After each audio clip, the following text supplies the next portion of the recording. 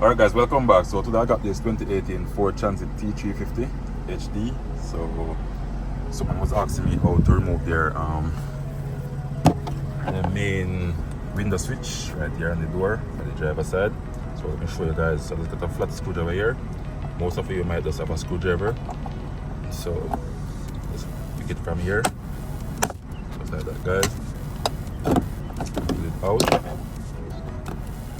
And that's how it is, guys. And I'm gonna squeeze to pull it out. I'm gonna squeeze this tab right here and remove the wire. And also on the other side, I'm gonna do the same thing. I'm gonna squeeze this clip and push it out, just like that, guys. So I hope this video helped you all out there. So if you find it useful, please like, share, comment, and subscribe. Thank you.